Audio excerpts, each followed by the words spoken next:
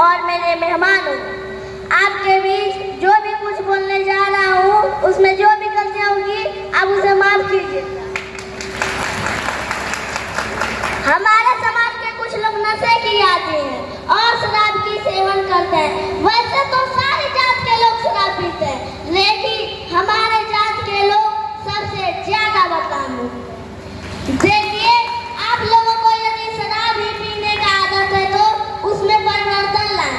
वही शराब यादों के घर बैठकर स्टील के गिलास में भरकर कोई पीता है तो सभी लोग कहेंगे कि दूध पी रहा है, और वही दूध स्टील के गिलास में भरकर कोई शराब ठेका के किनारे कोई पीता है तो सभी लोग कहेंगे कि शराब पी रहा है।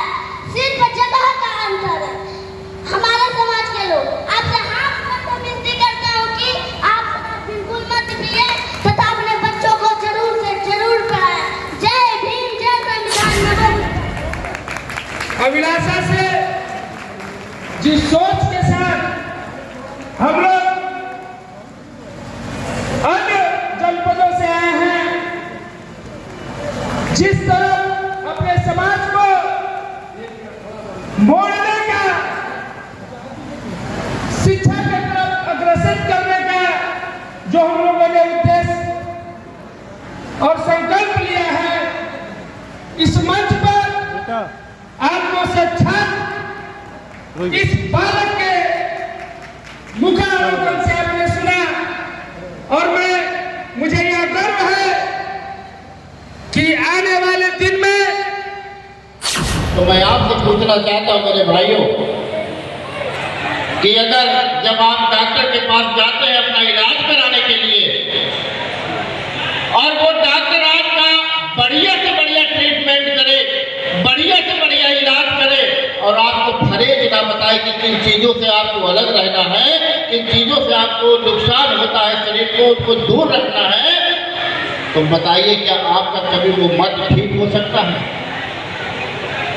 हमारे डॉक्टर रूपी नेताओं ने अपना पूरा जीवन इस समाज के बीच में लगा दिया, समाज का इलाज करना भी शुरू कर दिया, लेकिन किन चीजों से परहेज रखना चाहिए, किन चीजों से हमें दूर रखना चाहिए, उनका हमको परहेज नहीं बताया। आज 75 साल आजादी के ब्रिटिश होने, इंजीनियर, डॉक्टर, जज बनकर अपना और अपने परिवार का भला कर सकते हैं, लेकिन जिस दिन राजनीतिक सत्ता की चाबी तुम्हारे हाथ में आ गई, उस दिन तुम मांगने वाले नहीं बल्कि देने वाले बन जाओगे। तो मेरा आपसे अनुरोध है, मैं भी आपका भाई हूं, आपका बेटा हूं, सिर्फ एक बार,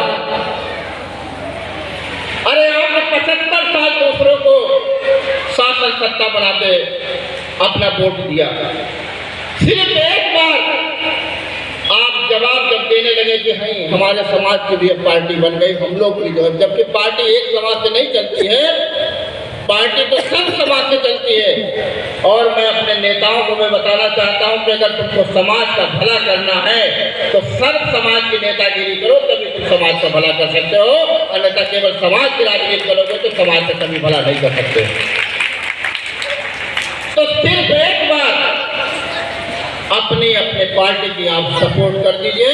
आप 75 साल दूसरों को सपोर्ट करते आए, आप एक बार अपनी पार्टी को सपोर्ट कर दीजिए और ये दरवाजे में लिख दीजिए कि नहीं हमारी भी पार्टी बन गई है, हमने इतने सालों तक तुमको राजा बनाया, तुमको संसद भेजाया, तुमको विधायक बनाया, एक बार हमारी पार्टी को भी, हमारी पार्टी के बैनर तले आप सांसद विधायक साथियों, तुम्हारा भला किसी मंदिर में जाते जाते तुम्हारी एड़ियां घिस जाएंगी, तुम्हारा भला होने वाला नहीं है। जब तक तुम लोकसभा के बड़े मंदिर में नहीं पहुंचोगे, विधानसभा के बड़े मंदिर में नहीं पहुंचोगे, तुमको कानून बनाने का जब तक तुम्हें अधिकार नहीं होगा, तब तक 10 सूत्री मांग, 20 सूत्री मांग लेते अपनी जेबों में घूमते रहो, कोई तुम्हारी सुनने वाला नहीं है।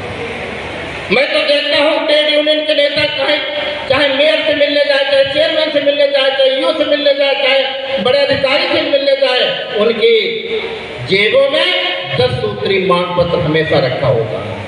अब मेरे भाइयों तुम्हें मांग पत्र लेने की जरूरत नहीं है, अब अपनी जेबों में, अपने हाथों में आप दान पत्र लेकर चलिए और दूसरों की सहायता करिए। सम्मानित साथियों, एक मेरा और अनुरोध है आपसे कि हम, क्योंकि कार्यक्रम होते हैं, कार्यक्रम का सिस्टम भी होता है, कार्यक्रम का हम लोग कैसे सिस्टम आयोजन करते हैं इसका भी हम लोगों को सीखना चाहिए। मैं यहाँ कल से चला हूँ, आयोजक की बेटी अभी हॉस्पिटल में मेरी पड़ी थी, अभी मिसेज का फोन आया था और वो दूसरे हॉस्पिटल में गई है, लेकिन फिर भी आपके कार्यक्रम के लिए मैं इधर चल के आया हूँ। तो जब इधर इतनी दूर से आया हूँ तो मेरा फर्ज बनता है, आपका भी दायित्व बनता है कि कम से कम अपनी बात को आपके सामने हम कह सकें। साथियों, जिस तरह से दूसरी पार्टी के नेता अपने अपने समाज को आगे बढ़ाने का काम कर रहे हैं, निश्चित तौर पे आपकी पार्टी जब रूलिंग में आएगी, आपके लोग भी जब आपकी पार्टी के बदौलत, आपकी पार्टी के बगैर मर्जी जब उत्तर प्रदेश और देश में जब सरकार नहीं बनेगी तो निश्चित तौर पे इनको आपकी बातों को मानना पड़ेगा। हमें अपने अंदर परिवर्तन लाना है।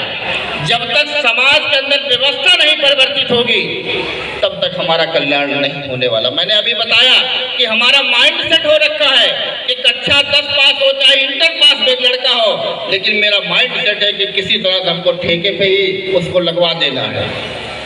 अरे छोड़ दीजिए जात संबंधित सारे व्यवसाय, जिससे हमारी पहचान होती है। तुम भी किसी का खेत ले लो, 10 बीघा गन्ना बड़ा हो गया तो मेरा भी गन्ना कटने वाला है। तुम ठेकेदारी करते हो तो हम भी ठेकेदारी करेंगे। सम्मानित साथियों, जब तक हम ये जाति संबंधित व्यवसाय को त्याग नहीं करेंगे, अपने इसके लिए माइंड सेट करना पड़ेगा, दिमाग सेट करना पड़ेगा और मानसिक गुलामी से दूर रहना पड़ेगा।